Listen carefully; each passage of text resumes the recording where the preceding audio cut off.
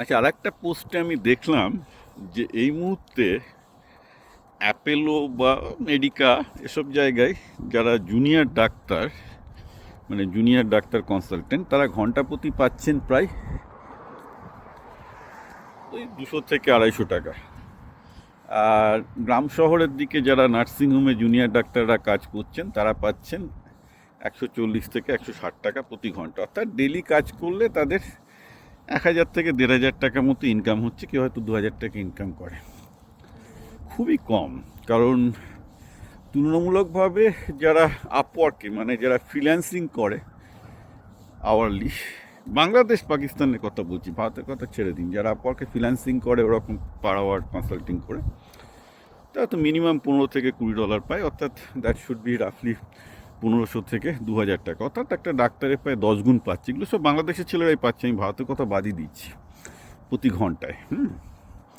আপনারা দেখতে পায় না আপওয়ার্কের রেট কীরকম। আর যারা একটু ভালো হয়ে গেছে ফ্রিল্যান্সিং, একটু অভিজ্ঞ হয়ে গেলে তারা আরও অনেক বেশি পায়, সে ছেড়ে দিচ্ছে।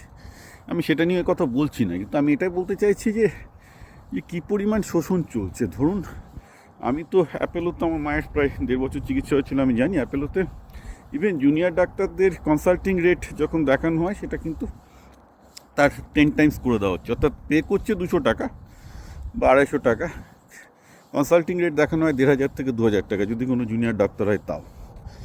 ঠিক আছে, এবার ঘটনাটা হচ্ছে এই যে শুধু জুনিয়র ডাক্তারদের শোষণ করা হচ্ছে এখানে তা নয়। গল্পটা হচ্ছে যে সাধারণ মানুষকেও তো, মানে ভাবুন 90% মার্জিন।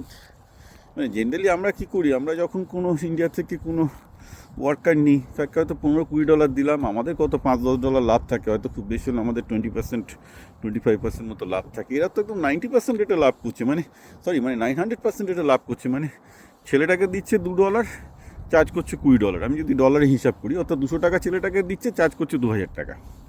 তো একটা ব্যাপার আমার মাথায় এলো, সেটা হচ্ছে এই যে পশ্চিমবঙ্গে যত এসব নার্সিংহোম এবং প্রাইভেট হসপিটালে ব্যবসা চলছে, সেখানে তার মানে শুধুমাত্র ডাক্তারদেরকে নিষ্পেষণ করা হচ্ছে তাই নয়,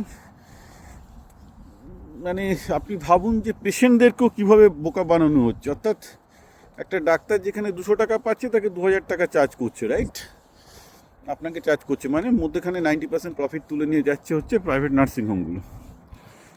এখন প্রশ্নটা হচ্ছে এই যে এর বিরুদ্ধে কোনো প্রতিবাদ নেই কেন? এই যে নার্সিংহোমগুলো বা হাসপাতালগুলো দিনে ডাকাতি করছে, ডাক্তারদের বিরুদ্ধেও ডাকাতি করছে, আবার আপনার বিরুদ্ধেও ডাকাতি করছে, অর্থাৎ মধ্যবিত্ত শ্রেণীর বিরুদ্ধে ডাকাতি করছে, তার বিরুদ্ধে কোনো রাজনৈতিক আন্দোলন নেই কেন?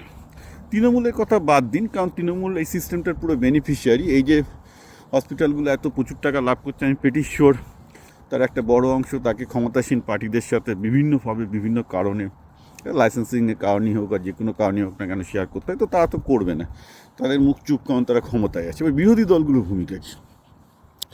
বিজেপি কোনোদিন পশ্চিমবঙ্গের শিক্ষায় সেই মানে স্বাস্থ্যের এবং এই বেহাল হাল নিয়ে পথে নামেনি। তারা সবসময় হিন্দু মুসলমান নিয়ে বিজি আছে।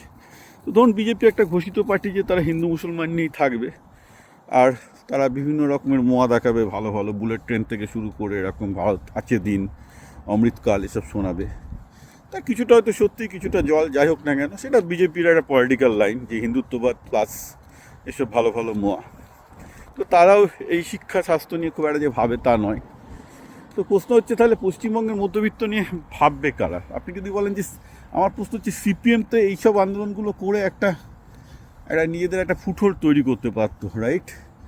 কারণ তারা তো মানুষের শোষণের বিরুদ্ধে, এখানে তো ডাক্তারগুলো শোষিত হচ্ছে, তাহলে সিপিএমের আন্দোলন কোথায় ডাক্তারদের শোষণের বিরুদ্ধে? বা সাধারণ মানুষের যে সমস্যাগুলো হচ্ছে, সাধারণ মানুষকে যে এইভাবে ধোঁকা বানানো হচ্ছে, মানে ধোঁকা দেওয়া হচ্ছে, তার বিরুদ্ধে তাহলে সিপিএম কোথায়? অ্যান্ড এগুলো নিয়ে আমি বলতে গেলে সিপিএমের লোকজন আমাকে তীরে আসবে বলে, আমাদের তোকে ভোট দেয় না রে, তোদের ভোট দেবে কেন? তোরা তো কিছু করিস না, তো ভোটটা দেবে কেন? তো করলে তো এখনও করা যায়, 5% ভোট কম নাকি?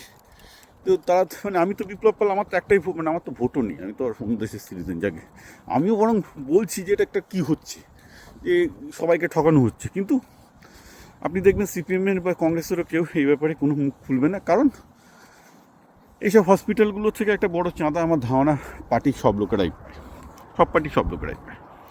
তো প্রশ্ন আমি আপনাদের সবাইকেই করছি, আপনারা যারা মানে কিঞ্চিত হলো বামপন্থী হওয়ার কারণে সিপিএমের প্রতি একটু নরম, বা কেউ কংগ্রেসের প্রতি নরম, বিজেপির তো প্রচুর সাপোর্টার আছে, তৃণমূলের ধান্দাবাজ সাপোর্টার খুব কম নেই। যাই হোক না কেন, আপনারা এটা ভাবুন যে এইভাবে দিনে ডাকাতি চালাচ্ছে এসব মানে নার্সিংহোম প্লাস হাসপাতালগুলো, ডাক্তারদেরকেও টাকা দিচ্ছে না, জনগণেরও পকেট মারছে, আরও অনেক বাজে ব্যাপার আছে। তো এইভাবে কি আপনাদের মনে হয় যে পশ্চিমবঙ্গে চলবে? সবাইকে তো মানে ভেলোর থেকে শুরু করে ব্যাঙ্গালোরে যেতে হচ্ছে ডাক্তার দেখানোর জন্য। আপনারাই হিসাব করুন যে কি হচ্ছে, যে কতদিন এইভাবে বসে থাকবেন।